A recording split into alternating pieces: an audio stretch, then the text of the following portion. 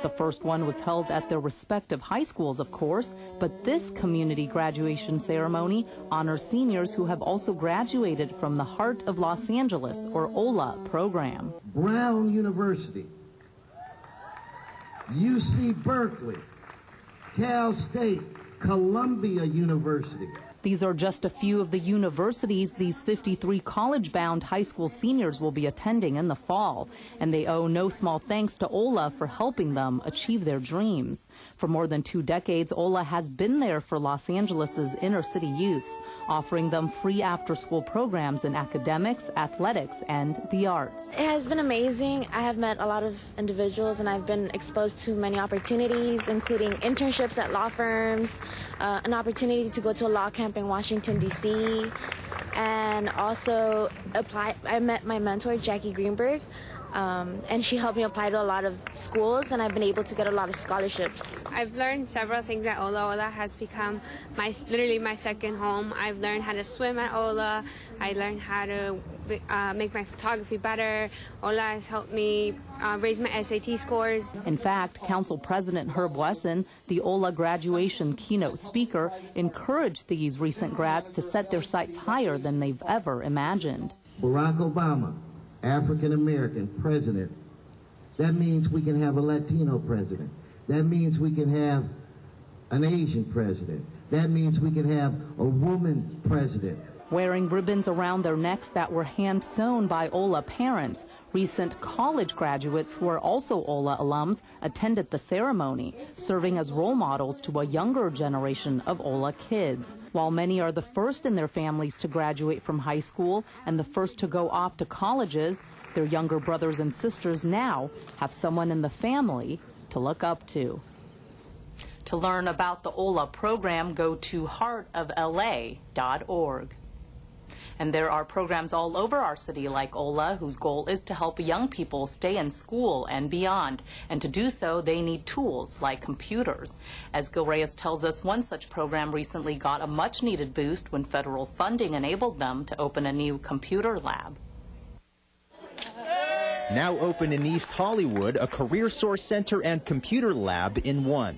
City leaders hope students from nearby Bernstein High School will use it and use it often. Finding a job, studying, doing your homework.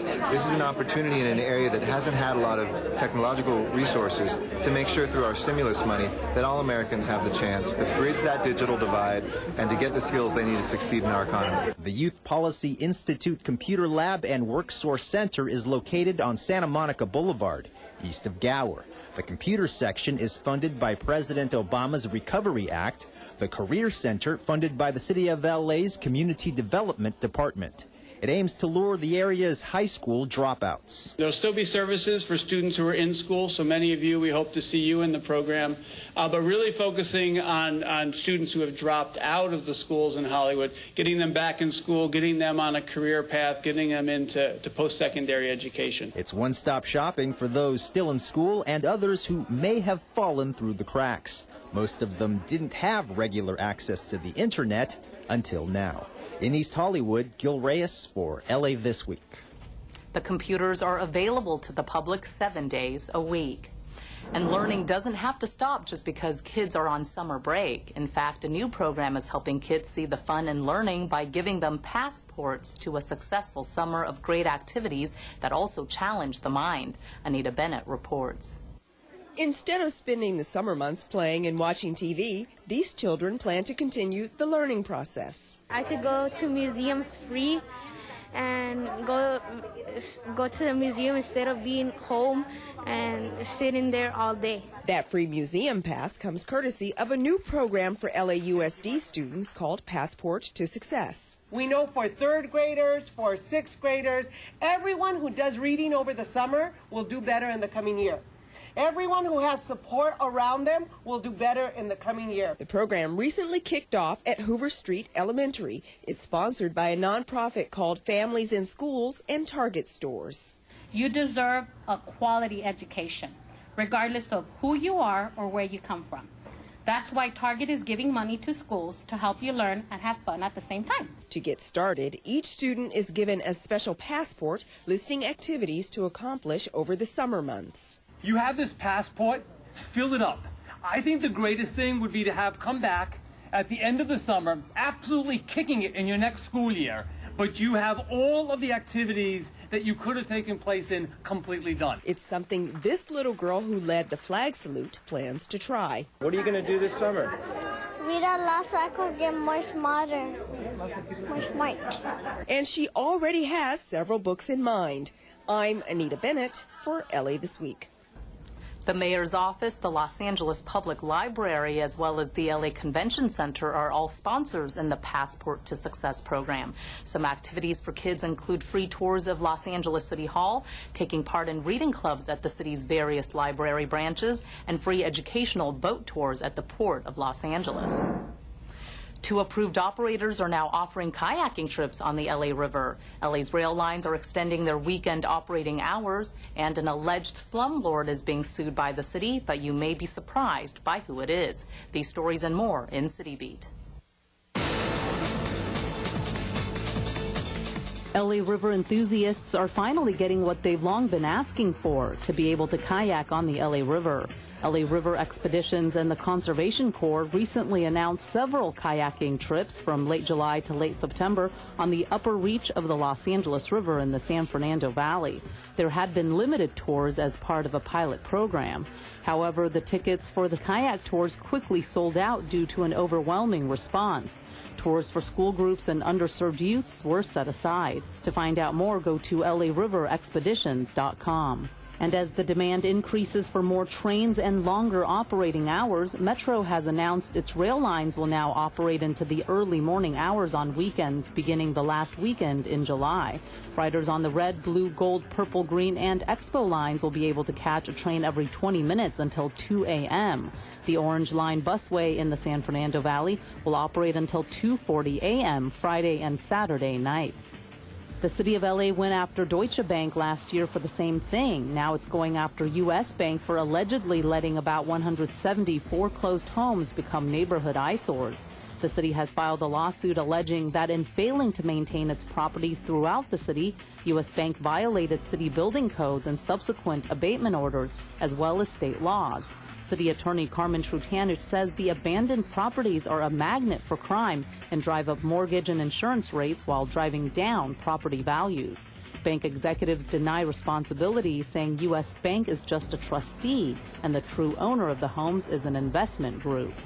NBC Universal has dropped a proposal to build nearly 3,000 residential units on its famed backlot, opting instead in a revised plan recently released to add more production space and expand its Universal City theme park.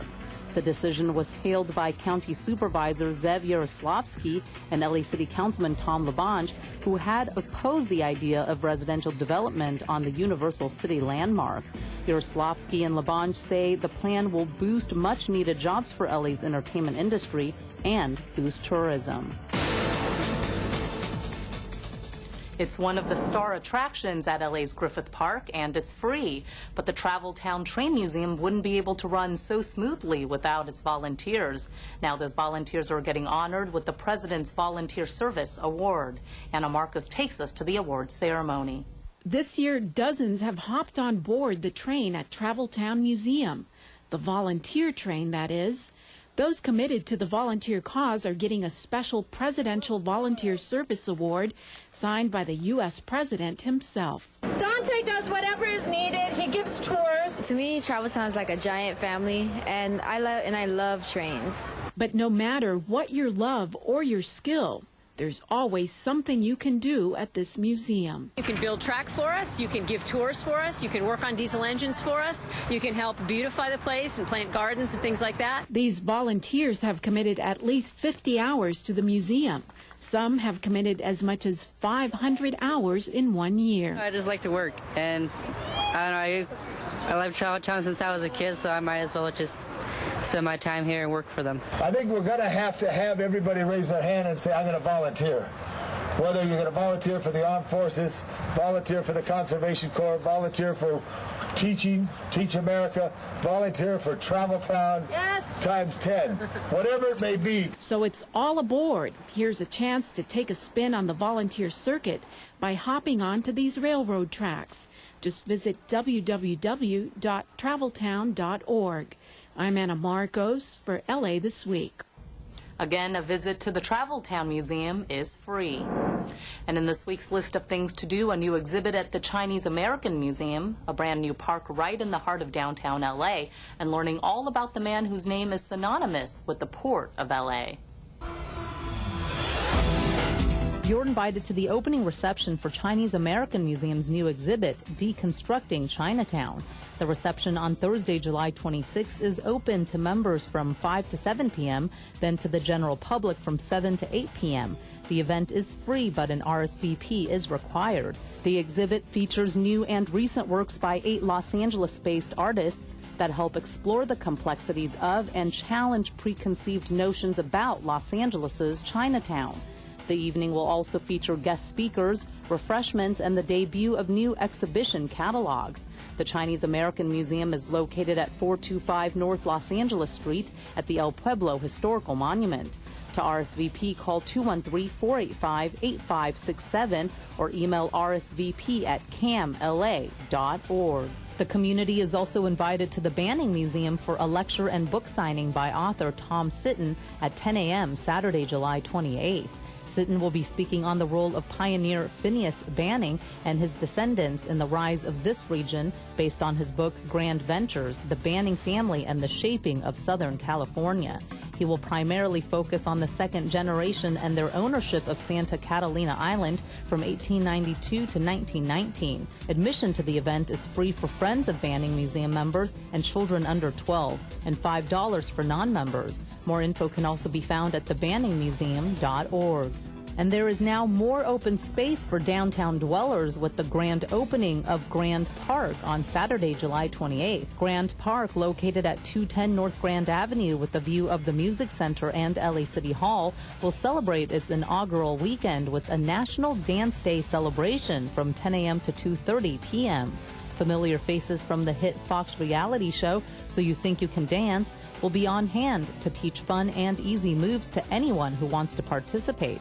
You'll also get to enjoy a special performance by Iris from Cirque du Soleil. Other family-friendly events will also be taking place on Saturday as well as Sunday, July 29.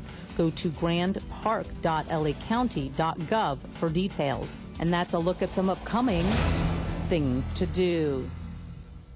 And that's going to do it for this edition. Thanks for joining us. I'm Ellen Chang. A reminder that you could catch us online at lacityview.org. You can also follow and like us on Facebook. We'll see you back here next week for more of LA This Week.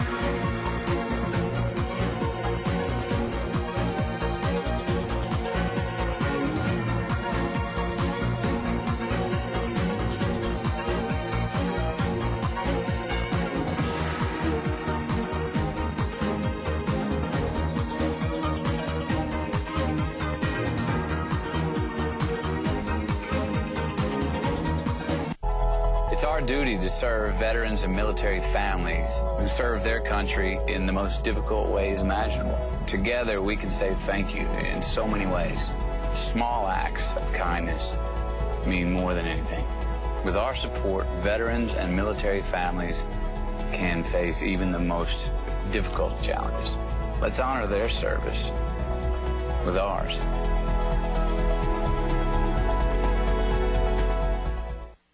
Hi, this is Councilwoman Jan Perry.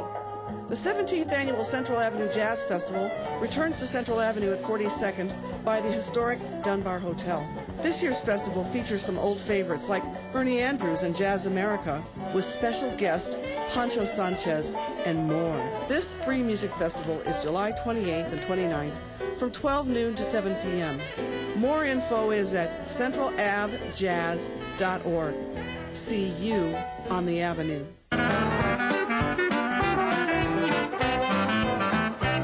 Hi, I'm Kevin from Chatsworth, offering you a taste of New Orleans since 1986. You're watching LA City View, Channel 35. Our city, our channel.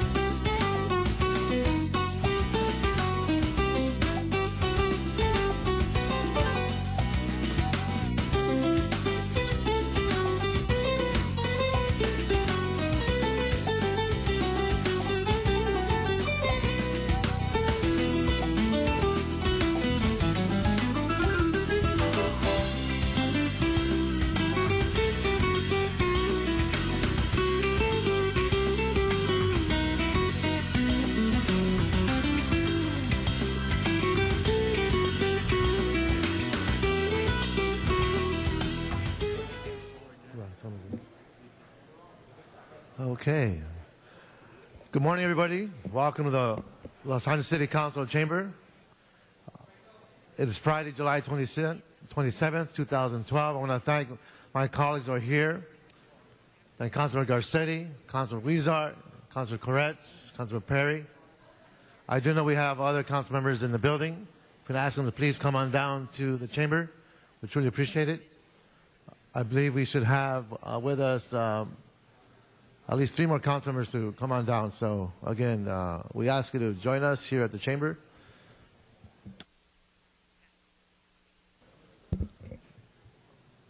Councilor Perry, are we ready with the presentation or should we wait? We're ready? Okay.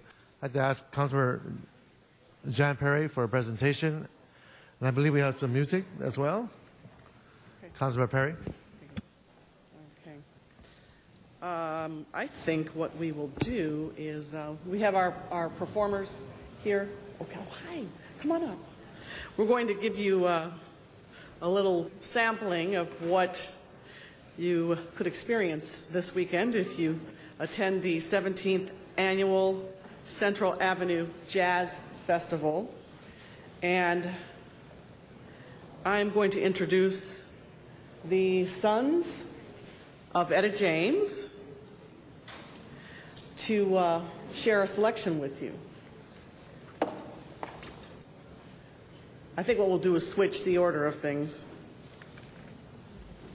because we're still waiting for some other people to arrive. Danto and Danto James, Tony Conley, Cheryl Hall, and Daryl Brewer.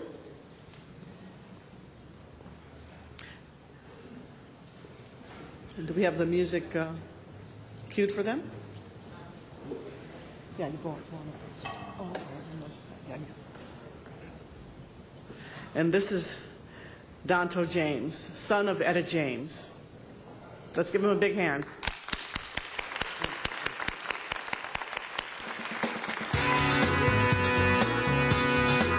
Check 1, 2. Check 1, 2. Turn the music up a little bit.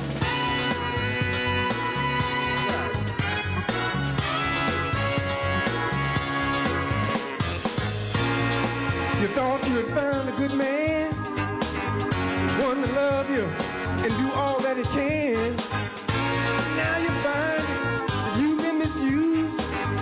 Talk to me, I'll do what you choose. I want you to tell Daddy all about it.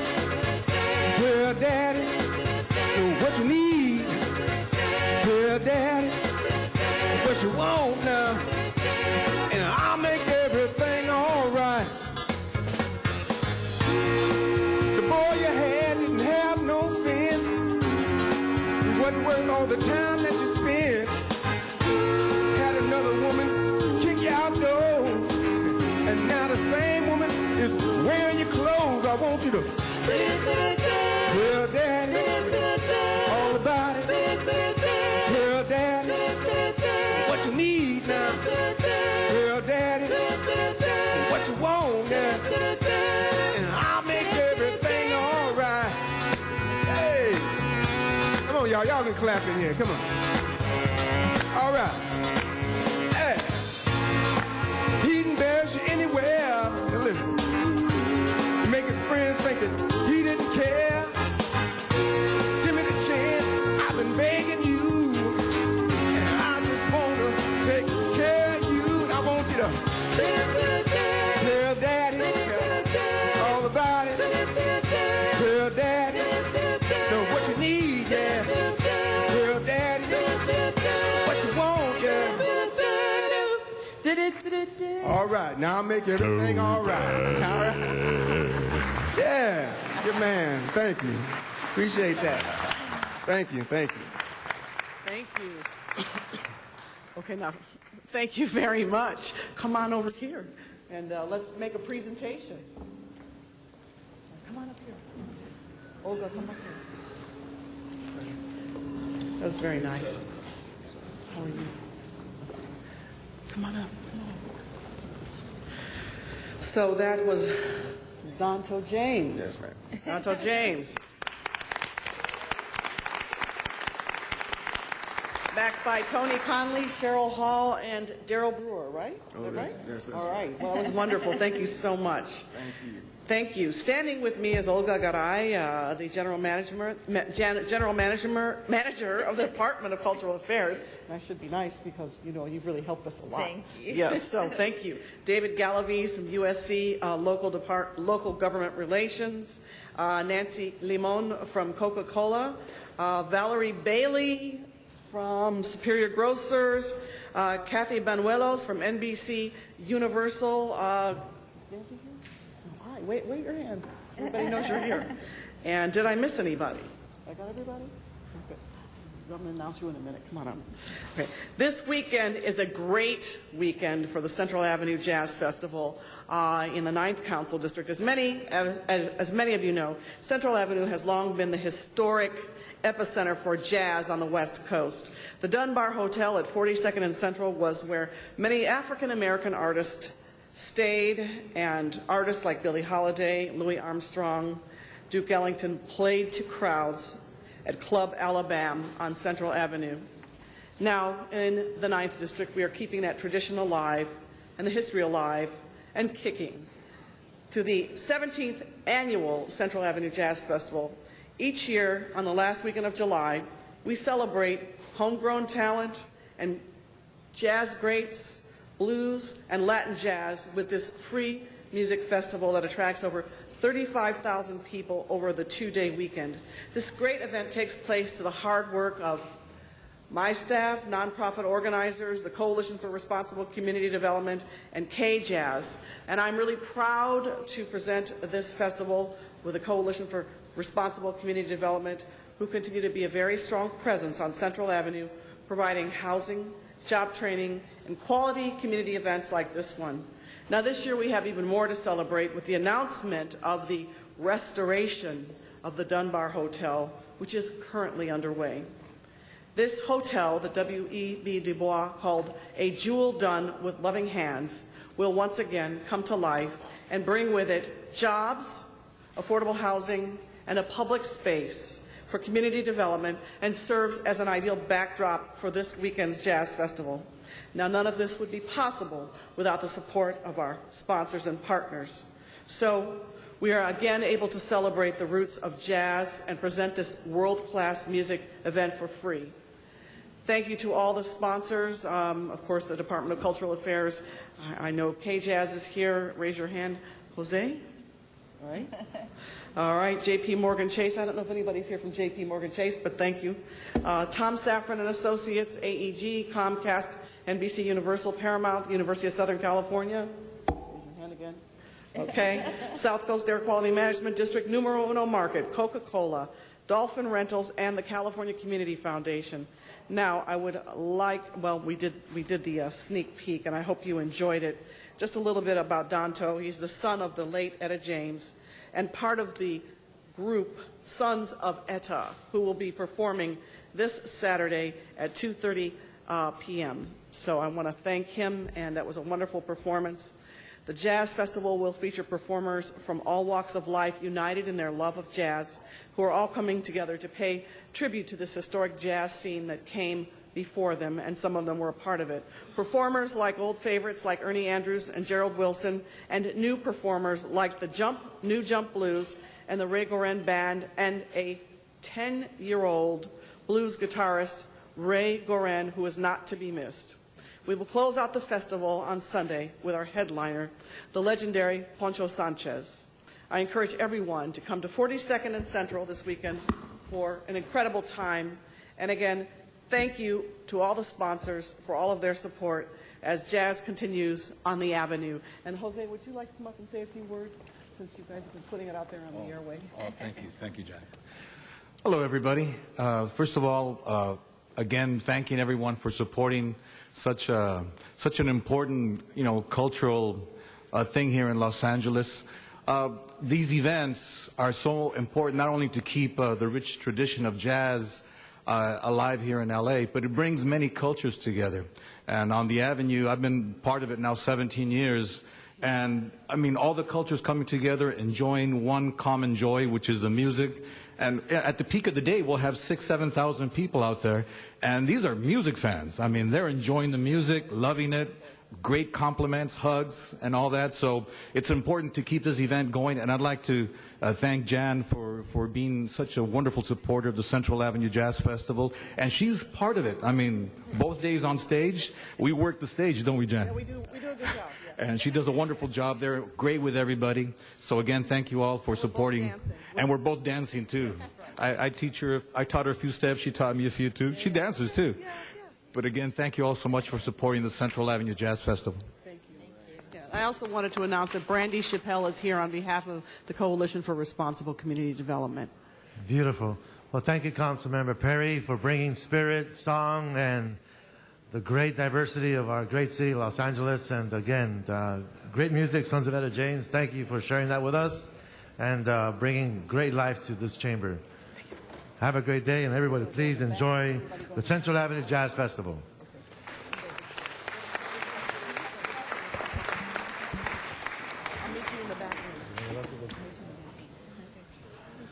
Well, Mr. Clerk, it looks like we have enough members to run through the agenda, so let's please call the roll. Alarcon, Biscayne, Cardenas, Englander, Garcetti, Weezer, Carrasco, Corrigan, LaBonge, Parks, Prairie Reyes, Rosendahl, Zion, Weston, 11 members present and a quorum, Mr. President. First order of business. Approval of the minutes. Councilmember Garcetti moves and Councilmember Corretz seconds. Next item. Commendatory resolutions for approval. Councilmember Krikorian moves and Councilmember Park seconds. Mr. President, would you like to run through the agenda? Yes, please. Very good, sir. Before doing so, we do have requests from members to continue item 1 to September 11. That's item 1 to September 11. And items 4 and 5 to this Tuesday, July 31st. Again, 4 and 5 to Tuesday, July 31st. Members, without objection, that will be continued. Very good, sir. Items 2 through 3 are items for which public hearings have been held. Members, any specials? Seeing none. On the remaining items, please open the roll, close the roll, and tabulate the vote. 11 ayes. Mr. Clerk, what's next? Items 6 through 7, 6 and 7 are items for which public hearings have not been held. 10 votes are required for consideration. Without objection, those items are before us. Mr. Clerk, do we have any cards on any of these items? Yes, sir, we do. We have cards on item 7. Okay. Well, let's open the roll and close the roll and tabulate the vote on the remaining balance. 11 ayes. Next. Mr. President, item 8 is an item scheduled for closed session. Would you like to hold it on the desk? Yes. Let's hold on the desk. Next. On the supplemental agenda, item 9 is an item for which public hearing has not been held. 10 votes are required for consideration. Without objection, are there any cards? Yes, sir. We do have cards on item 9. Okay, well, hold that. Does any member wish to call it special? Well, let's open the roll. Excuse me, sir. We can just hold item 9 for cards. Okay, we'll hold item 9. Very good. On the continuation agenda, item 10 is an item for which public hearing has been held. Okay, members, any specials on the special agenda? Okay, well, let's open the roll, close the roll, and tabulate the vote on the remaining 11 ayes. Mr. President, if I may, the EERC voted to approve the mayor's salary recommendation of $197,403 for Mr. Sabo as city librarian. Okay. Next. That takes council back to presentations, item called special or public comment on items not on today's agenda. Well, let's move to presentations. Councilman Corretz, are you ready? Councilman Corretz?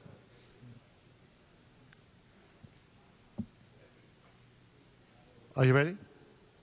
Okay. Councilman Corretz, please.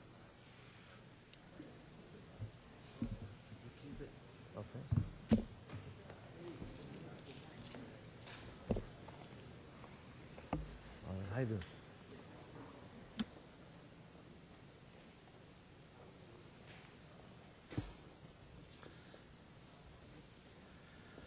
Mr. President, members, today we're privileged to be honoring a crucial figure in the history of Los Angeles journalism.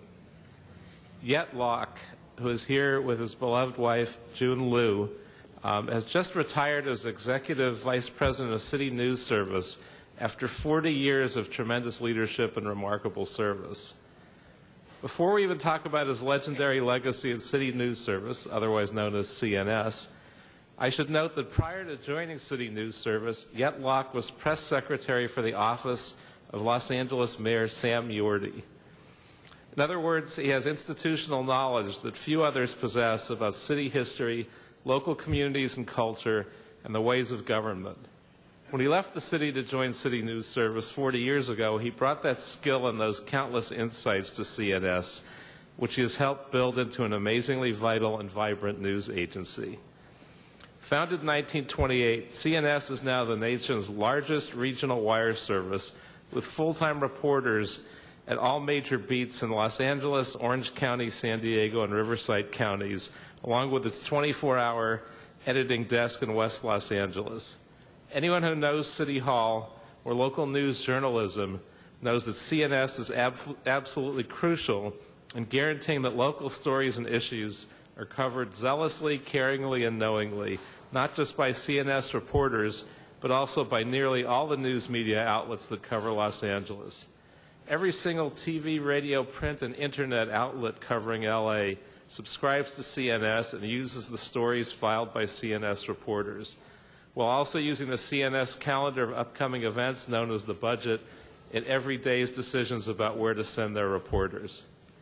For 40 years, Yet has been absolutely essential to the growth and stability of CNS. On the business side, he helped sustain and build the subscriber base, not just throughout Southern California, but globally. But he's also been a mentor, which has been invaluable not just to local journalism, but all of journalism, because so many CNS reporters schooled here in City Hall in Los Angeles or on other key beats have gone on to work for the New York Times and others of the world's most renowned news outlets. Yet is revered for his cordiality, kindness, professionalism, and inspiring dedication, demonstrated time and again in his upholding of the finest principles and tenets of journalism. He is also treasured for his longtime community involvement, including by serving as president of the Chinatown Chamber of Commerce in downtown LA and working with the Asian American Journalists Association, which has honored him for paving the way for Asian Americans. Along with his wife, Yet was one of a handful of people who launched the East-West Players. He has chaired the Asian Pacific American Friends of the Center Theater Group and has served on various boards and in leadership roles with the Music Center. So I'm thrilled that we are today honoring a great civic and professional person, Yet Locke. Before we hear from him, I'd like to welcome some of Yet's friends and family who have joined us today, including CNS President Douglas Fagan, and I'd like to invite CNS editor Lori Streifler to make some brief comments. And before we have the next speaker, can we have the chamber conversations just calm down a few notches here? Appreciate that. You need to have a conversation, take it outside on the sidebar here. Thank you. We're here to honor Yet Locke, who's possibly the longest-serving news executive in Southern California. He's left our office about a month ago, and we're just trying to get used to not seeing him every day. We miss him terribly, but we are very excited to wish him retirement and a new life in Florida with his wife June, I'm sorry. Yet had been with City News since 1972. And certainly in my 25-year tenure at City News Service, he's always been there. So this is a new frontier for us. And through all these years, Yet has managed to remain the gentleman news executive, highly spoken of by everyone he works with, by our clients, staff, and anyone else who's ever come in contact with him. He has always been cordial and collegial, and at the same time managed to be effective and highly successful in a key role that's helped CNS grow into the professional and trusted wire service that it is today. I'm very glad to be here to wish him well in his retirement. Thank you, Lori. And now it's my privilege to ask Yet Locke to say a few words. Welcome to the Constitution, Mr. Locke. Thank you, Councilman Koretz. Back in the early 70s, when I worked in the mayor's office, I made many trips into these council chambers, and I came to understand how important the city council is to everyone who lives in Southern California. So therefore, I'm greatly honored by this recognition today, and I shall always cherish it. Thank you. If I may, Mr. Councilman Koretz, I just want to thank Mr. Locke. I've been representing Chinatown as a councilman for the past 11 years, as deputy for 10, and I appreciate all of your hard work, everything you've done for Chinatown and for the region, and all the accomplishments that have been articulated. Congratulations, sir, and thank you. And in closing, I'd like to read the very last portion of the proclamation, which is signed by all members of the council and the mayor, city attorney, and city controller. And it reads, "Now therefore be it resolved that the Los Angeles City Council hereby declares July 27, 2012 to be Yet Locke Day in the city of Los Angeles. The City Council furthermore congratulates Yet Locke on the culmination of his tremendous career, thanks him for the contributions he's made to society, and offers its hopes for the mightiest and sweetest of years ahead in retirement. Through his steadfast ways and caring deeds, Yet Locke has made Los Angeles a better place in which to work and live." And we thank you for all your tremendous accomplishments and everything that you've given to the city of Los Angeles. Thank you very much.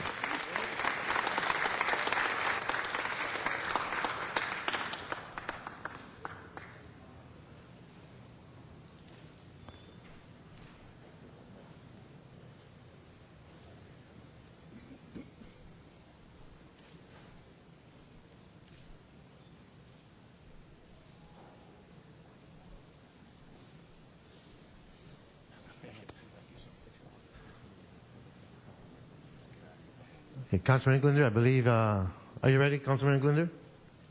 Okay.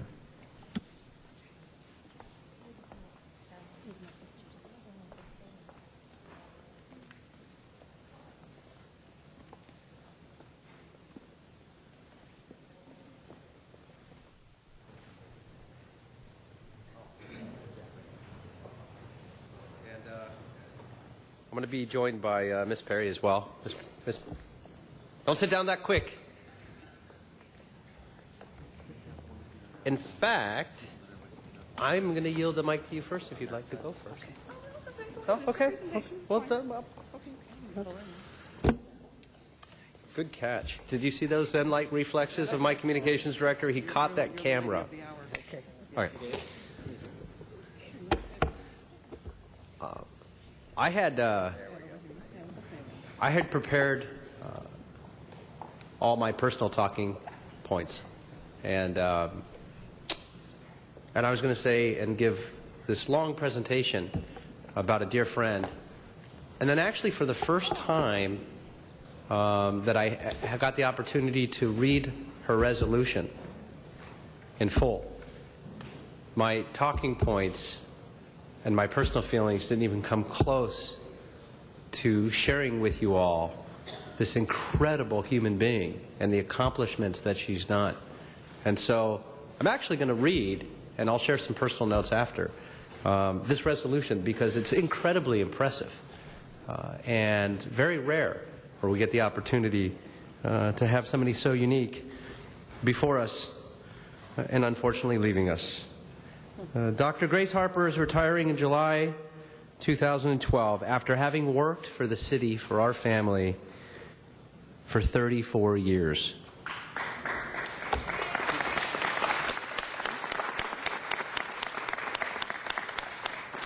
In the Department of Building and Safety. Whereas Dr. Harper most recently held the position of Chief of Code Enforcement Bureau at the Building and Safety, where she directed and managed inspection and support staff engaged in code enforcement activities in the city of Los Angeles. She was responsible for protecting public safety by removing blight caused by businesses and homeowners. The Bureau responds to over 27,000 complaints by the public every year on possible violations and has continued to provide these vital, needed services despite budget reductions.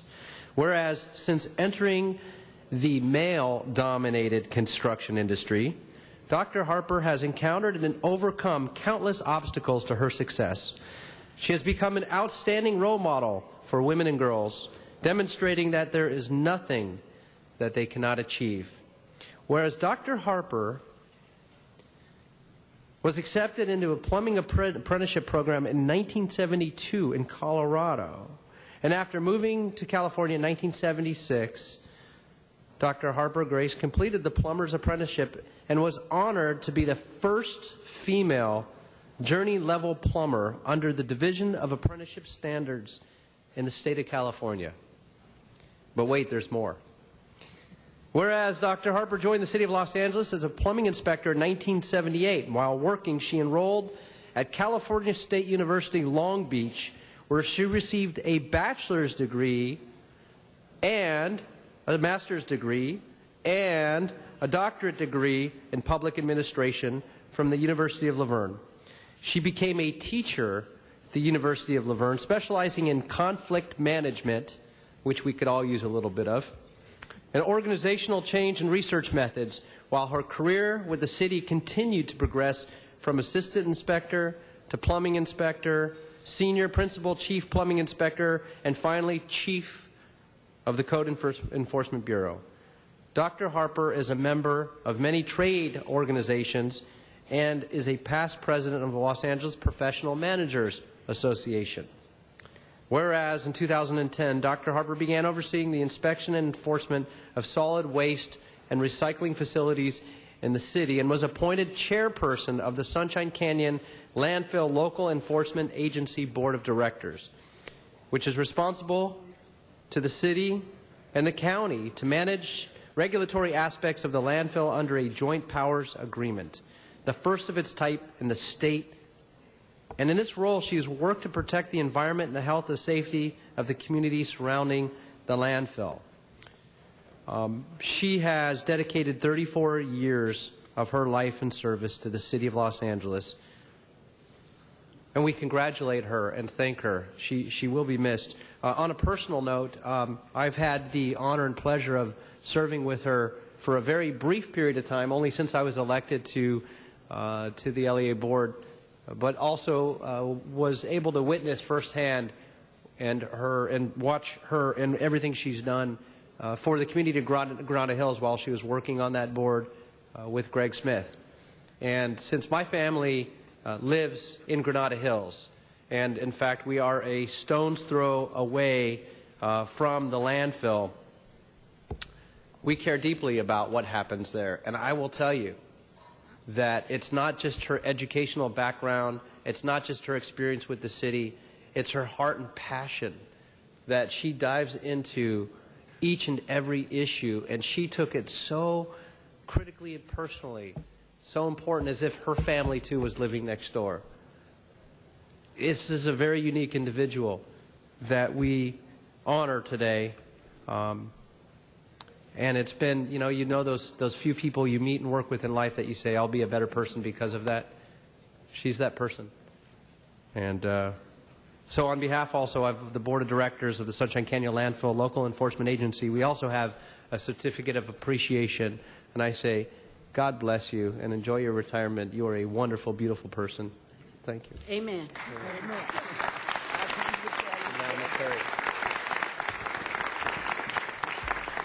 Thank you very much, Mr. Englander, and I wanted to stand up and say a few words about a person to whom I refer to as Dr. Grace, yes.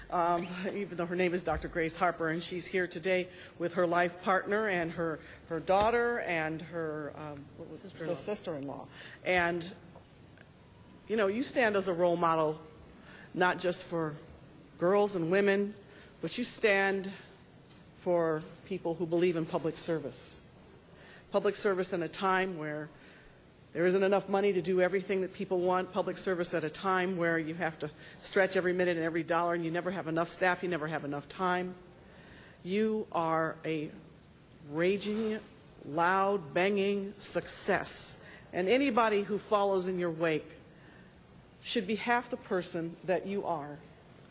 And if they are, we will be able to do just fine. Because under your leadership, which was built on grassroots education and outreach, you worked your way up through the system, and you did it by sheer hard work, No magic, no tricks. You did it with your intelligence, you did it with your tenacity, and you did it with your commitment. And that is such a hard quality to find these days. So as you step into the next portion of your life, whatever you choose to do, and you spend more time with your family, hopefully, and you have all of your colleagues behind you from building and safety, and I do think it's worth noting, while things have changed quite a bit, there were virtually almost no women when you started. And you have come up and changed the trajectory for women in this profession. And for that, we should all be enormously grateful, because the more diverse our workforce is, I think the more effective we will all be. So, Dr. Grace, I really hope that you enjoy your 34 years of service, retirement with your family. You deserve every bit of this honor and more. And I just want to say that I'm grateful that I've had the chance to work with you. I hope this is not the last time we speak.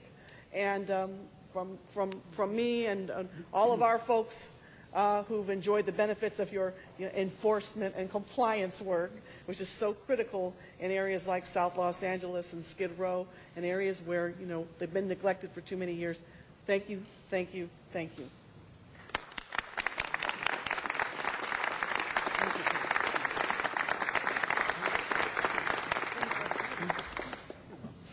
I'm going to have you say a few words as well. Wow.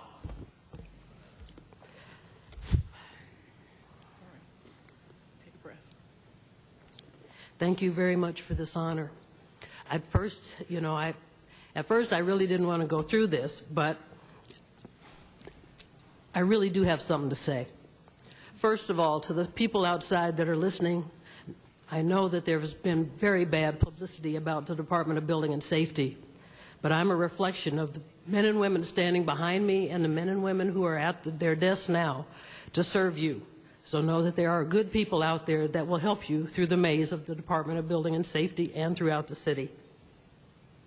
Secondly, I was just passing through, really.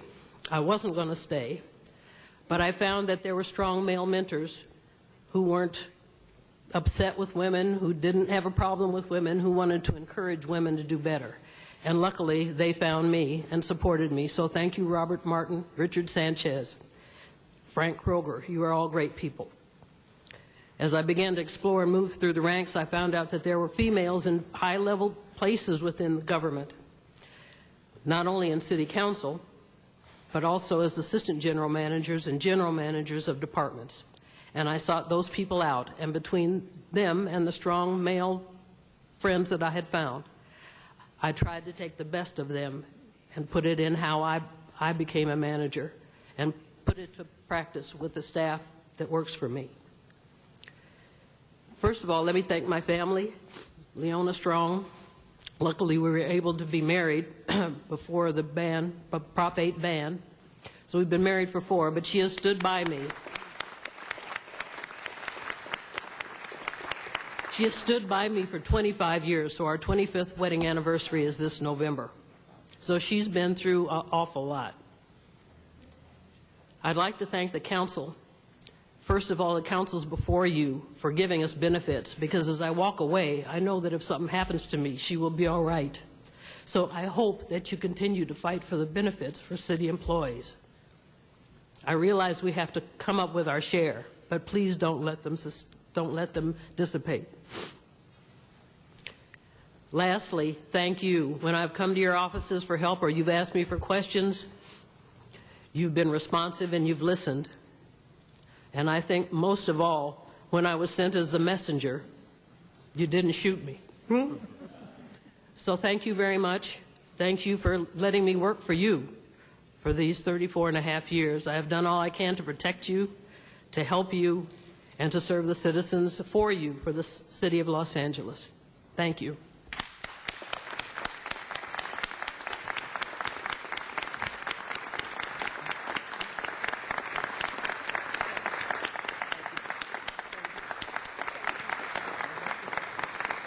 Before you leave, Doc, we've got Mr. Reyes would like to say a few things. Ms. Harper, I just want to say thank you. When we started in district about 20 years ago, We went after the motels. We went after the dilapidated buildings where property owners were neglecting their responsibility. And there were the inspectors who went in without a badge, without a gun, dangerous places, and they did their job. And I recall several meetings with you throughout the years, and you made a difference in our communities. In District 1, I can point to neighborhoods that have turned around because of your work. It is a team effort, but without the inspectors, we can't get inside many of these places. We can't begin a record that allows us to follow with police enforcement. The role of the inspector is not only to sustain buildings, sustain a quality of life, but also to change environments, change neighborhoods. And your hard work and sacrifice has brought us to a level of decency in many of our neighborhoods that would not have occurred if it wasn't for the inspectors. So I thank you for that, and thank you for all your contributions. On behalf of the District 1 constituents, thank you so much.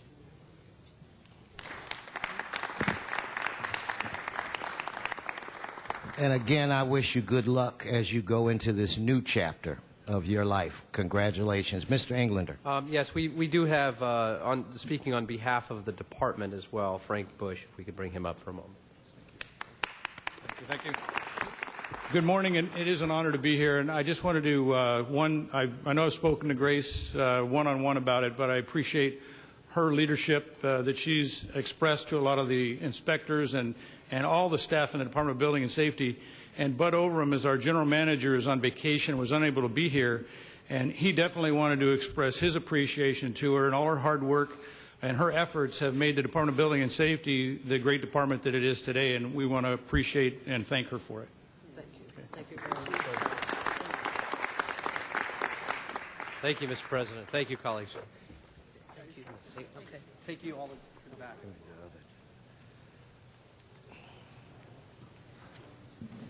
Mr. Alicorn.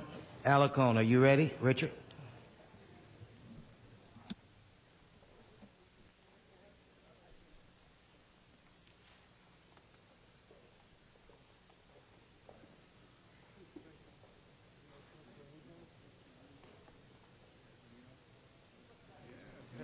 Sure. Everybody. That was my guess.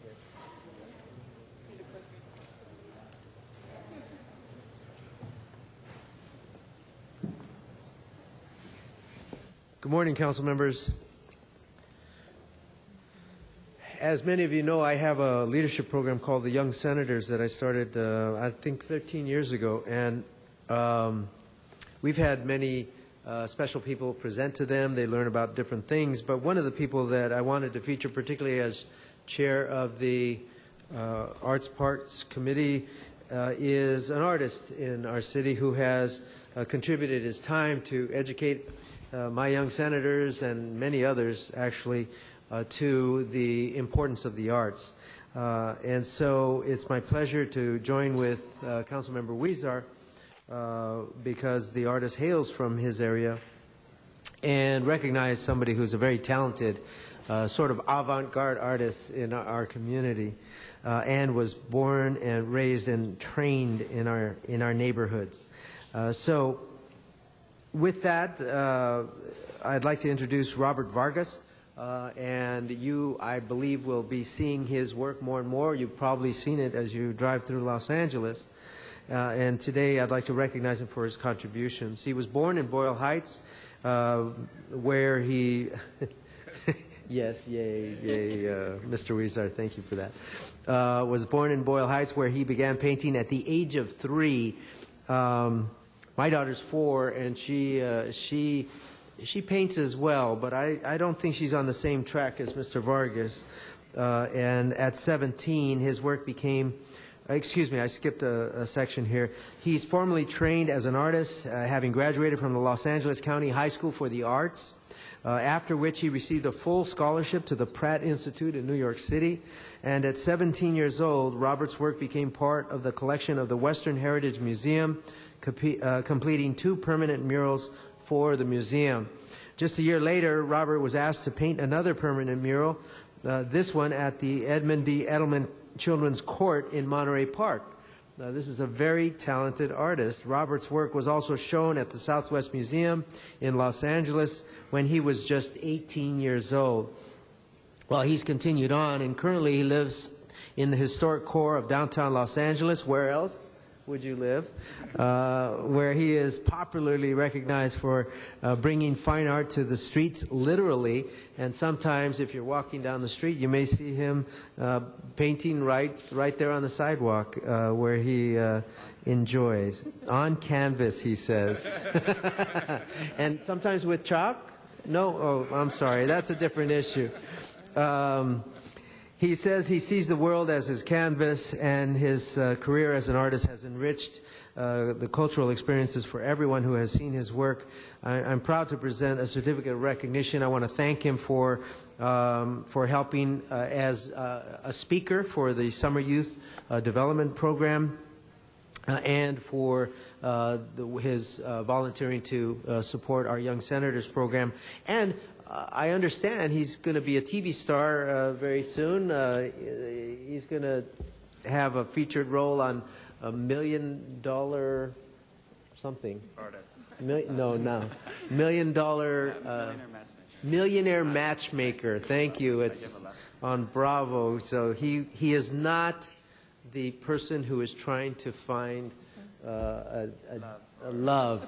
He is actually, they're going to learn from him about art. But with that, it's my pleasure to, before I present the certificate, have Jose Huizar join us here. It is his constituent, and I think he's met Robert on some occasions.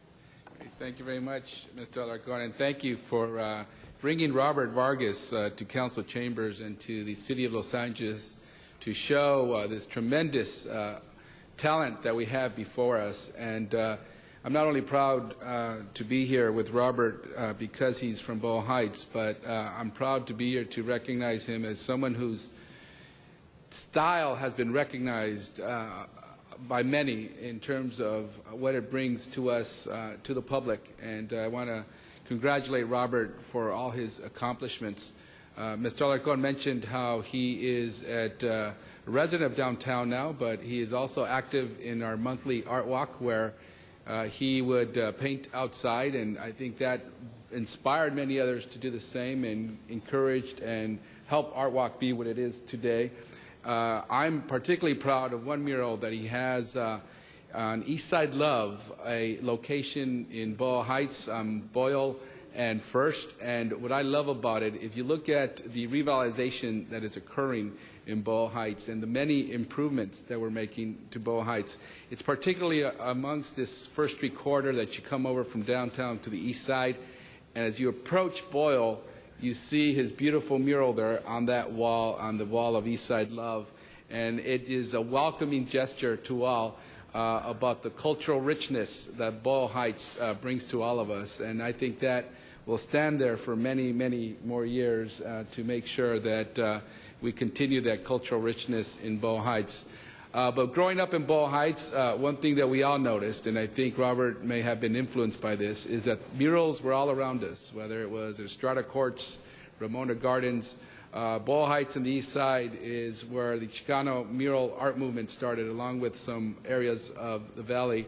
But I'm sure that many of those murals that we both grew up with inspired Robert to do what he is doing today. So congratulations, Robert. And as you know, we as a city are working to get a mural ordinance in place to ensure that artists like Robert can continue to have a white canvas or a blank canvas to show us the talents that they have and share it with all of us in a museum without walls here in the city of Los Angeles. So congratulations, Robert, for all your accomplishments, and we know we will see much more of you in the future. Congratulations.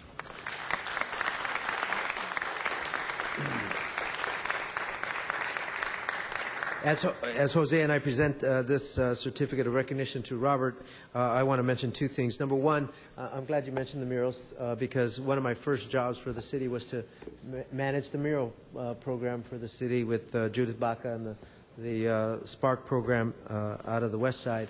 And as a teacher, I think it must be said that there are many programs that are being cut in the arts, and it's very sad when you take a city of Los Angeles where Hollywood emerged and where the arts are so critical to what we do. But I also want to say that it's been absolutely shown that learning in the arts correlates directly to an understanding of math and sciences. And so this is something that when we see artists, and typically they struggle through life's challenges more than others to maintain their arts, we need to appreciate them, applaud them, and encourage them to do more. So Robert, thank you so much for what you do. We wish you continued success. We present this to you, and we'd like to hear from you now instead of the politicians. Thank you. Thank you very much. It's an honor for me to be here, council members. The last time I was in this building, I won my first drawing contest when I was about 11 years old. It was a citywide DARE program contest where my painting hung in Mayor Tom Bradley's office. So it's great to be back. Again, thank you specifically, Mr. Alarcon, Mr. Huizar, for all your efforts and for nominating me here. I believe that Los Angeles is experiencing its creative golden age, and not only in the visual arts, but also in music and in fashion and just performance. And being a native Angelino, born and raised here in Boyle Heights, I take great pride in being part of that artistic canon that is helping bring art and art specific to Los Angeles to the forefront of the world. And an event such as Art Walk is, and here's a plug for Art Walk, but as a local here, a local downtowner, it's really the open house for a lot of people in the greater Los Angeles area to come into downtown and see really what the beauty of the city. And I'm a big proponent of all things creative that are happening here in downtown. So I brought up my mom and my sister. I want to say publicly thank you to my mother for supporting me in my arts, and my sister and my brother who couldn't be here, and my father. But I want to say thank you. And thank you, friends and family, and esteemed colleagues. A lot of you came from out of town. Thank you very much. I appreciate all of your support through the years, and I look forward to bringing my art to the world, because I believe an artist has the ability to shape the way a city's history is written. So thank you very much.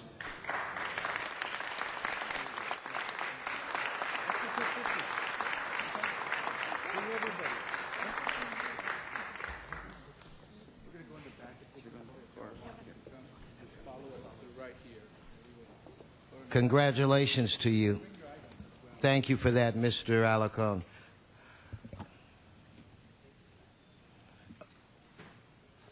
Mr. Clerk, let's take up item 7.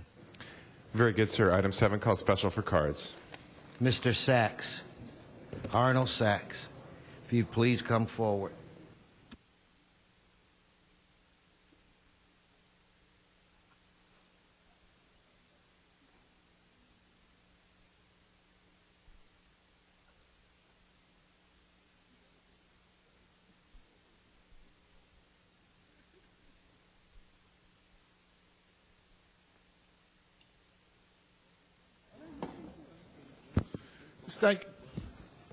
Wait a second, Mr. Sachs. Let it clear.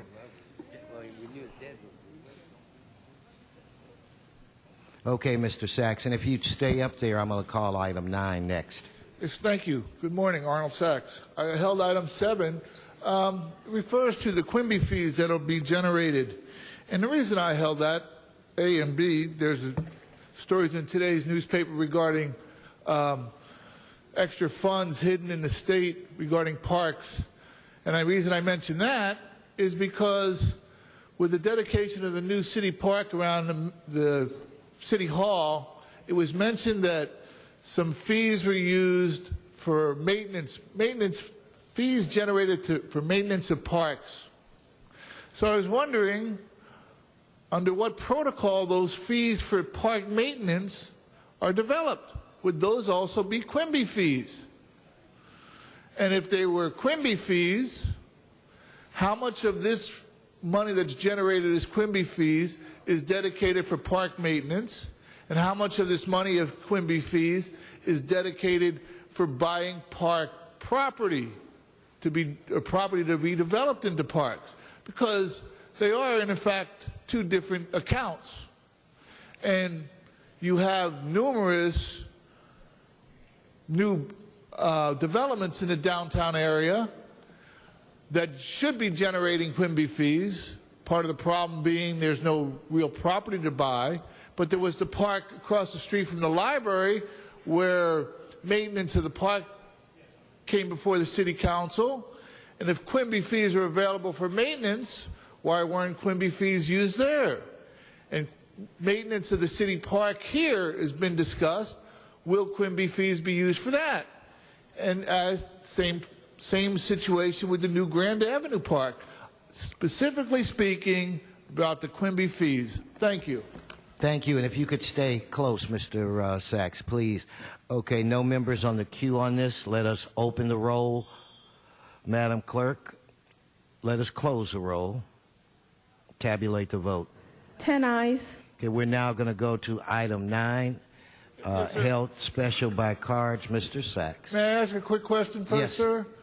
Since you have deferred items up, and I put some cards in on those, and my time is limited, what would be the status on those deferred items? Will I be able to speak on those, or will they be continued till the following week? I was not here at the time. Hold it. Don't take any time off of the clock. Mr. Clerk, these items have been continued to what days? That is correct, sir. I'm not sure which items, Mr. Sachs, but we had 1, 4, and 5 that were continued. Item 1 was continued to September 11. Item 4 was continued to July 31st, this upcoming Tuesday, as was item 5 as well. So you'll be able to speak to those items on those days, or you could come and refer to them during general public comment if you like. No, the only question, they're up on the board is deferred, and I've never seen that before. Sir. Oh, no, deferred has always been up there. Not on this side, it hasn't. I've never Well, seen it's it always up here. Okay, thank you. Okay, so now on item 9. Item 9 refers to the bonds that are being offered. And again, the maintenance of the bonds, the program in and of itself that calls for these bonds to be issued. How is that program established that the public, because these are mortgage bonds, I guess, to assist people with mortgages? If not, for clarification, how is that made public so that people who need mortgage to change their mortgage rates around can become eligible to get assistance from this bonding program? If I'm totally wrong, I have no problem, but letting the public be aware of this program's existence while you're offering all these programs. I mean, there's been programs at the Sports Center, Sports Arena. There's been a program at the Convention Center where bank representatives have come in and tried to help people with their refinancing of their mortgages. And now this bond program, would that be available? Would this funding be available to people who have problems with their budget, with their mortgages? And how do you register? How do you become eligible? What is the process? This is a very limited item on your agenda, and since you have so many foreclosures occurring in the city, it might behoove somebody from the council or somebody with some information to put that out so that people know that there's $20 million available in assistance to help with foreclosures. Thank you. There are no speakers on the queue on this item. If we could open the roll. close the roll, tabulate the vote. 10 ayes. Okay, what I'm going to do now, Mr. Clerk, is I'm going to call general public comment, and I'd like to call Dr. Tom Williams, Cheryl Eichley, and I think this is Todd Clymer. Please come forward.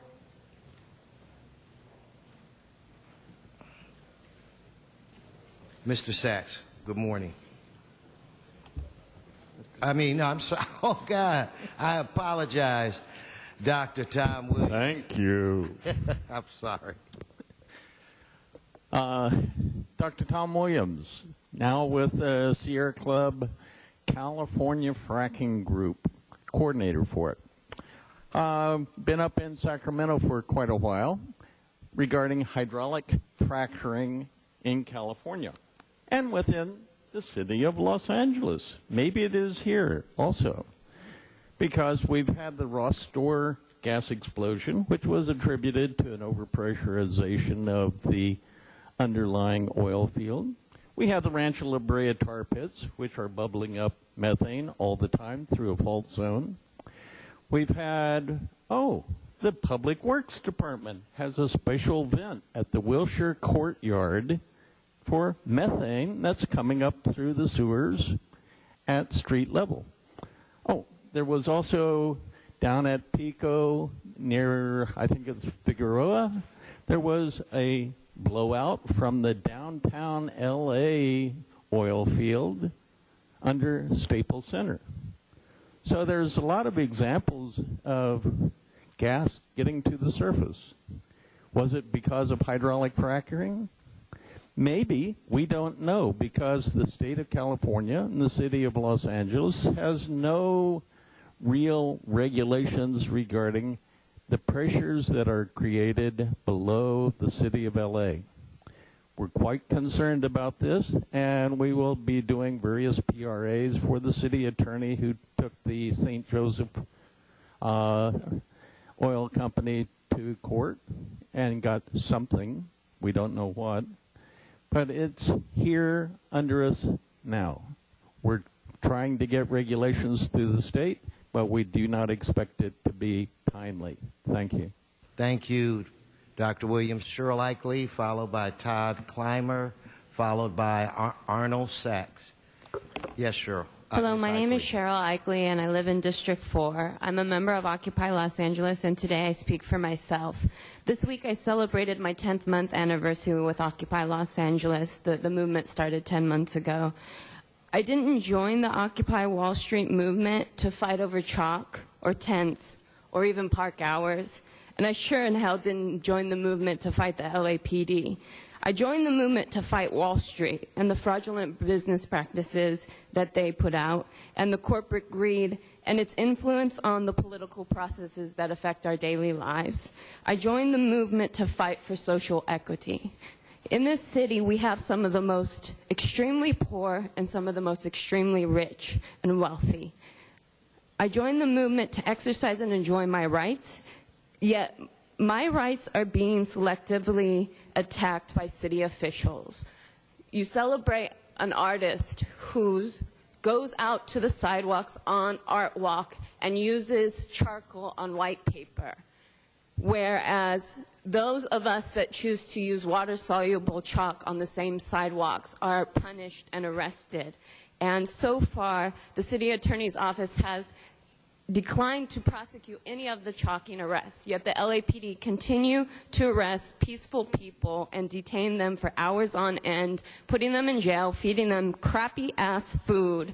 And I want to know what the city is going to do to ensure that the investigation that the LAPD is conducting that is done thoroughly and in the best interest of all, and not slanted like the public comments I've seen from LAPD officials, city officials, and others in the community. And I have come now, this is the 5th time, and I have not gotten any assistance in moving forward with my concerns on this issue. I reached out to my councilman's district and was told, we don't really know what we can do for you. I think there's more the city can do for me. Thank you. Todd Clymer, Arnold Sachs, Karen Bonandio. Yes, sir. Good morning. This is a beautiful building, you know, and Dr. Grace sounds like an official who represents what is good and can be good about government. The corrosive element in all this is money in politics. You know, the CCA has donated to all your campaigns. I don't have money to donate to all your campaigns. I don't even know that I would want to. So I am here to speak for myself. I've been a member of Occupy LA since October 1st, and I was at Art Walk. The LAPD at any time could have de-escalated the issue, and there would have been no problem. The LAPD, under the direction of Captain Frank, I have witnessed at least on 3 occasions where he took a peaceful confrontation and escalated it into violence. The amount of silence from city officials, from the LAPD, and from business leaders on calling for an investigation of the LAPD, and to have Captain Frank suspended while he is investigated for his horrible conflict resolution policies is appalling. The LAPD needs to be investigated. We need to find out what happened at Art Walk. Captain Frank needs to be taken off the job immediately. The guy is a menace to public safety and to the business community, by the way. Thank you very much. Thank you, Mr. Arnold Sachs, and I'd like to see Karen Bonandio, and Adrian Gross. Mr. Sachs. Yes, thank you. Good afternoon, Arnold. Good morning, Arnold Sachs. A couple of things have come up in the newspaper recently, and I just wanted to comment on them. I appreciate Councilman Buscaino's work to revitalize the waterfront area in San Pedro. It was mentioned in the LA Times and mentioned in the Daily Breeze. That's a redevelopment project. So my question would have been, when the redevelopment money was available, and you just, prior to it being, the redevelopment agency being eliminated, you had rolled over almost $600 million worth of funds. Why was the project not being put forth at that time? It's a redevelopment project. And that being said, there was an article in the Downtown News of this past week regarding a concert or some kind of program that's going to be held in Chinatown. And it mentions that the funding for this program, $50,000, was paid for by the Community Redevelopment Agency in 2010. So why was the Community Redevelopment Agency paying for concerts in Chinatown? Which brings me to another point. Why did they have $50,000? Brings me to another point. When Walmart came into the question of Walmart's permit came up here, the councilman who represents the district mentioned that he had no funding. And with the elimination of the redevelopment agency and the fact that Walmart is not conducive to good business practices, he couldn't have sidewalks repaired. Which brings me to a final point. In yesterday's Orange County newspaper, Walmart hiring 1,100 people for new Orange County stores. And they're going to be paying almost $11 to $12 per hour for their employees. Thank you. What's wrong with that? Thank you. Karen, I don't see her. Adrian, followed by Nadia Smalley, followed by Michelle 99, followed by Brother Adam. Yes. My name is Adrian Gross. Good afternoon, and thank you for allowing me this opportunity to speak before you. So it's an age-old adage, actions speak louder than words. I have heard the easily marketable and conveniently vague phrase, relief is on the way. I have heard false sympathy for medical marijuana patients, and I have heard people espouse beliefs in support of safe and affordable access to medical marijuana. Yet I have seen councilmen take action in direct opposition to those views which they espouse. I have seen them deny the patients for which they claim sympathy the medicine that they demand to keep themselves alive. And I am left with the question, relief from what? And to assure you that I will not rest until the injustice that occurred here on Tuesday is rectified. Thank you. Nadia Smalley. Good morning. I have public concern for NDAA. For fiscal year 2012 was signed into United States law on 12/31/11 by President Barack Obama.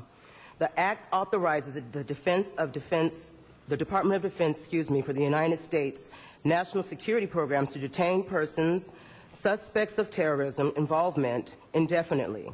This includes U.S. citizens arrested on American soil. This act is unconstitutional. Who is here to protect the American people? We must do better than this. I urge and ask that Obama veto this bill. Thank you. Thank you. Michelle 99, followed by, I believe, Brother Adam. Brother Adam. Where's Brother Adam? He's right there. Okay, well, go right ahead. Good morning. My name is Michelle 99, and I live in Council District 14. I'm here with representing myself as a member of Occupy LA. I apologize for the slight grandstanding. I'll keep this brief. I came here young, needing everything, and you took me in, gave me shelter of sorts, scraps from your groaning table, and gave to me the necessities, a name, an identity, saying, if I can make it here, I can make it anywhere. Today I'm here to say I need nothing from you. I'm just here because I want to be here. Hobos and heroes have come knocking at your doors, and few have returned to say thank you. But I need nothing from you, nothing from you anymore. Just here to quote a Gandhian quote. First they ignore you, then they laugh at you, then they fight you, then you win. Brother Adam. Greetings. When you are arrested for being homeless on Skid Row, they call it a quality of life violation. But they're not talking about your quality of life for not having a home or medical care or food. They are speaking of some imagined person that might see you and realize that Los Angeles is the homeless capital of the country. And instead of dealing with this problem, we want to sweep it away in the name of business. But let me ask this. What is the city of the future? Because the CCA's 2020 plan proclaims that they're trying to make the city of the future. Is the city of the future more glass and stone and inflation and less jobs and higher rent? Or is the city of the future a place where all of the people who live in that city are housed? All of the people who live in that city are fed. All of the people who live in that city have basic medical care and the right to education and the right to live safely without repression from outside forces and especially without repression from the state. Now, I echo the call for Captain Frank to be investigated, but I don't think it should end there. And honestly, Captain Frank is doing his job. What needs to be investigated and what needs to be changed are policies like 4118D. Policies designed to sweep people who are in the most vulnerable position in our society off the streets and not into homes, not into housing, but into our prison system. Of course, how do you make money off the poor? The same way they did in Dickens, England. You put them in debtors' prisons. All power to all people. And peace to you if you're willing to fight for it. Thank you. Thank you. Mr. Sachs, if you could begin to move your way to the podium. We're now going to take up item 8, Mr. Clerk. If the reps from DWP would come forward. And Mr. Sachs, this is item 8. You have a card on item 8.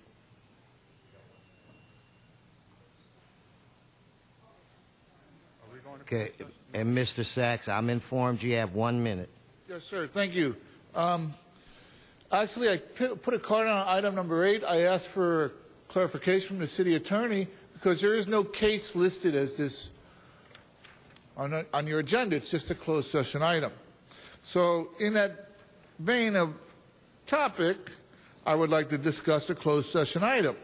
This closed session item occurred on August 25th, 2005, and it was at the MTA, and I'm holding the agenda that contains the documentation of this closed session. And it is Alvarado versus the Metro Blue Line Construction Authority and the MTA. Well, at that time, on that same date, there was a motion made that notifies the Metro Gold Line Foothill Extension Construction Authority. So I'm wondering why the closed session item deals with the Metro Blue Line Construction Authority, but the agenda deals with the Foothill Extension Construction Authority. And Thank why you. the change and how the change. Thank you. Okay, sergeants, if you would now clear the chambers as we go into closed session. I'd have to ask everyone to leave at this time, except for parties directly affected by this, sergeants. If you could please close the clear the chambers. We're going into closed session.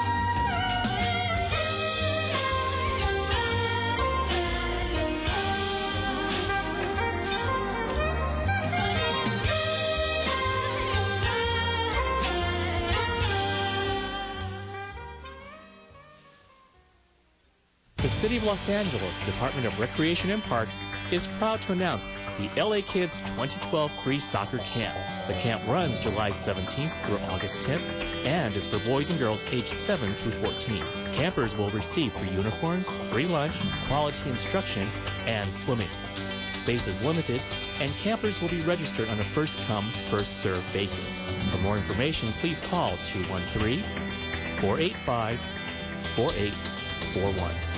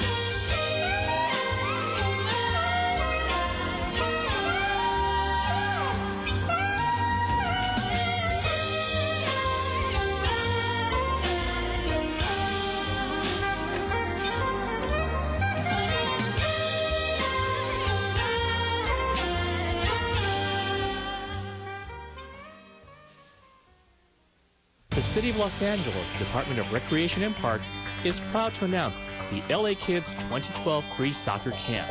The camp runs July 17th through August 10th and is for boys and girls aged 7 through 14. Campers will receive free uniforms, free lunch, quality instruction, and swimming. Space is limited, and campers will be registered on a first-come, first-served basis. For more information, please call 213-485-4841.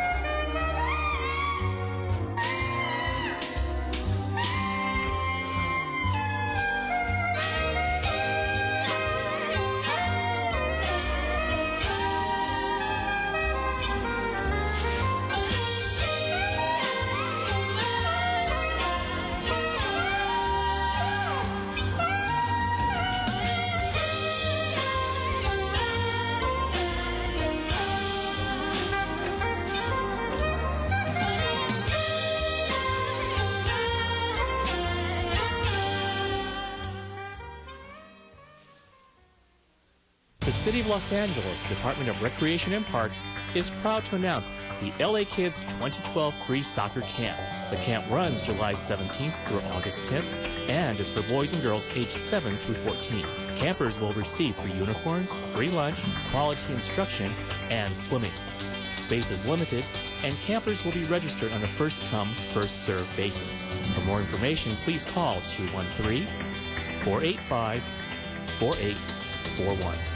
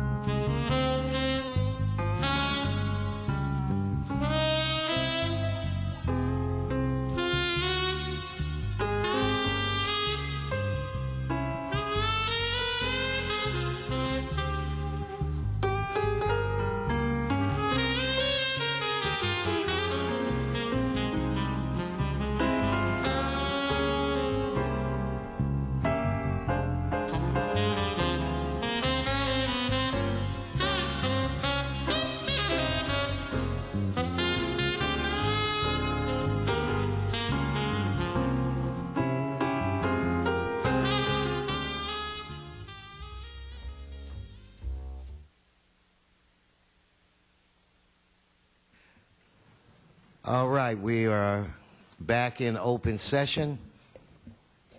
Mr. Clerk, item 9, I'd like to make sure that go forthwith. Very good, sir. Is there any additional business before this body? Mr. President, council has motions for posting and referral. Well, they're posted and referred. The desk is clear. Okay, announcements. Mr. Buscaino. Thank you, Mr. President. I welcome everyone to join me at the Grant African Methodist Church tomorrow. They're having a family community gathering at 104 in Central and Watts. Kicks off at 11. And additionally, in Watts, I'm having meet the councilman at my district office tomorrow at 11:30 to 2:30. So I invite all of our residents in Watts to come out and support those two events. Thank you. Any more announcements? If I could have everyone in the council chambers please rise. If everyone would please rise for adjourning motions, if we could keep the chatter down. Mr. Reyes. Thank you, Council President. I rise to adjourn in the memory of Ms. Lupe Ontiveros. She was 69. She was a tremendous presence in Hollywood and in the screen. She was 69. She suffered from liver cancer. I had the opportunity to meet with her and join her throughout the years when we had our memorials at the Las Memorias wall in Lincoln Park. In her own humble way, she would gather people. She would talk about those who had fallen ill and passed away because of AIDS, but also her role in informing and educating the community about this ailment and this disease and how it affects the different cultures throughout our country, but the Latino community in particular, who tended to be in denial when they would essentially reject that person that was ill because of the shame and how people suffered for it. Ms. Ontiveros stepped up and would talk about it and discuss how we can educate our communities. She was an amazing actress. She broke that ceiling for many Latinas who were involved in many movies. She was known, and I quote her, that she said, "You've got maids and you've got maids. You've got maids that have longevity beyond what you ever conceived of in your wildest dreams." And she spoke of her role in the Goonies and how she created relationships with many artists. But she had, and she states, "I long to play a judge. I long to play a lesbian woman. I long to play a councilman, someone with some chutzpah." But she is credited with several movies, As Good as It Gets, Hill Strike Blues, many productions, Desperate Housewives. She was nominated for an Emmy, and she broke many barriers for many of the artists that you see today. So I want to acknowledge her great work, not only as a human being, but as an artist, and what she's done for the Mexican-American community in trying to have a presence in Hollywood and in the screen, both on the screen and behind the screen. And we will miss her sorely. Thank All you. members on that? All members. Thank you, Mr. Reyes, Ms. Perry, and Mr. Weezer. I got you, and Mr. Alarcon. Yeah, oh, yeah. You guys want to speak to this? Sure. Thank you So very much. Go right ahead. Certainly, as Mr. Reyes and probably many of us in this room got to know Lupe, she would come to council on numerous occasions supporting issues of AIDS and deafness. Some of her children were deaf, and when Mr. Cardenas would have his annual event here to raise the awareness and the importance of supporting people who are deaf or hard of hearing, she would be here in support. I have the organization GLAD in my district in Eagle Rock, and we as a city supported that organization to redo some of their facilities, and a lot of that work happened because of Lupe Ontiveros, who would never give up. My staff member, Rick Coca, as a former actor, worked with her on a number of occasions, and he certainly feels the loss. He wrote a couple of speaking points here that I would like to read just to get a sense of who she was as a person, and we know she was definitely a trailblazer in what she did, but one thing that Rick mentioned to me is that she would take roles that would otherwise be stereotypical and bring more depth to them that nobody ever really could imagine, so that people were not only looking at the stereotype, but she took these stereotypical roles, but then you got to know the character, love the character, that kind of blew this whole idea of stereotyping Latinos out of the water. She also shared her talents on stage and was a founding member of the Los Angeles Theater Company here in downtown. Some of the company members, as well as other colleagues, were with her last night as she passed. She graduated from Texas Women's University with majors in psychology and social work. She worked as a social worker before venturing into acting. She, as Mr. Reyes said, involved herself in a number of issues, and not only AIDS and deafness issues, but also a number of other social issues. And for those who knew her, everyone recognized her larger-than-life personality. She was witty. You never knew if she was really mad at you or she was just telling you, wanted to get you on point on something. She had an intense passion for her work. And she was multifaceted in many ways and capable of playing a number of roles. One thing she said about her career was that she turned chicken poop into chicken salad. And she did a lot of other things, I think, for all of our enjoyment, and we will certainly miss her coming to our chambers every year for the annual Deafness Awareness Day, and we will all miss her on the screen and her wittiness. Mr. Alarcon. To want to share with comments of Lupe. I didn't know that she passed. I did not hear it on the news, and very sad. She has been, as Mr. Huizar said, to City Hall on many occasions. She was so good at portraying odd characters that when she portrayed the woman who shot Selena, she did it so well that when my wife had the opportunity to meet her, she looked at me and she goes, "Oh my God, that's the woman that killed Selena." and she actually stepped back from her. She had an instant fear, like it was very strange. But she was a hilarious woman. I also wanted to mention one thing that we didn't mention, and that was that she was a tremendous advocate for women. She was a performer in the Vagina Monologues and was very proud of that work. And she challenged, she was not hesitant to challenge men to do better in their respect for giving women opportunities. She was not. She had a very common appearance and demeanor, but obviously, as Mr. Huizar points out, her education. She was very well educated and articulate and understanding of social issues, which I believe were truly her passion in life, along with her desire to expand cultural arts.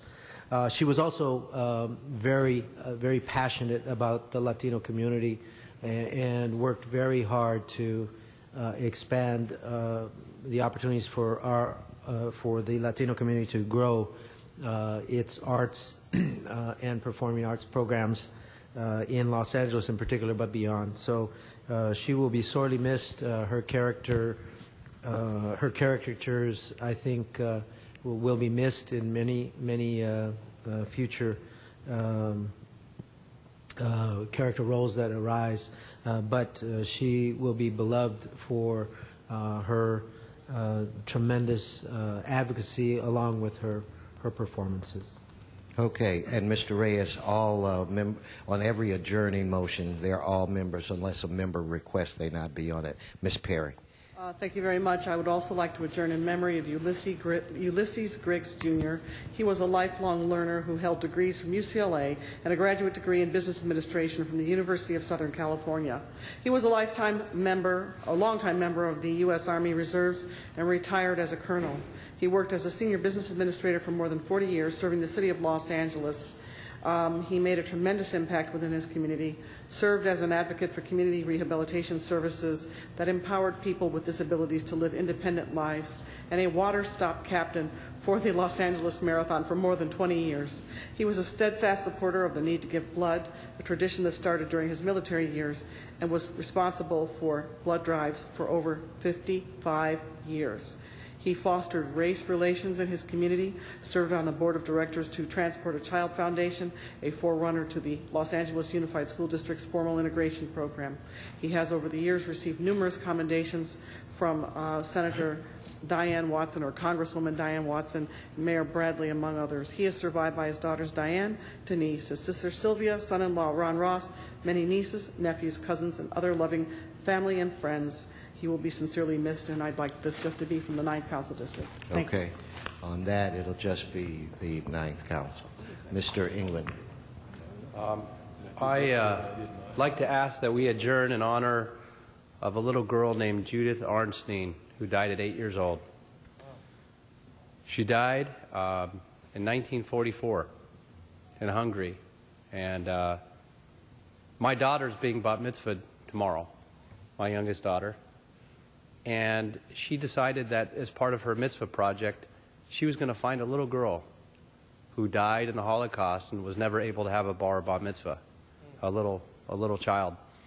So she did some research online, and she found this girl, Judith Arnstein, who died at 8 years old. She had a 6-year-old sister who survived, and her father was taken away and put into slavery, and she never saw him again. Her mother went out to go, when they were in hiding, to go get some food and snuck out of the house and never returned, and they felt she was probably captured. My daughter did all this research on her own and found the sister on a website through Yad Vashem and tracked her down. And it turned out that her sister, Vera, happened to live here in Los Angeles. So my daughter called her and said, I'm going to have my bat mitzvah with your sister, with me. And we're going to be bat mitzvahed together, since your sister was never able to. So Vera invited us to dinner, and we've become good friends with Vera now. We've gone over there a couple times.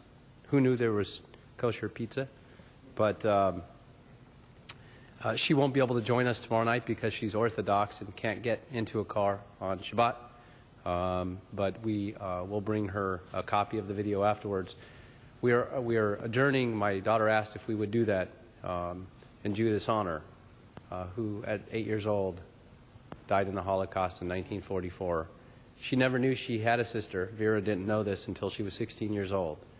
And it turned out that an uncle who she found later in life actually had pictures of her. And she gave us a picture of Judith right before her death. And so I ask that we adjourn in Judith's honor. Thank you for that, Mr. Englander. Any more adjourning motions? Members, this meeting is adjourned.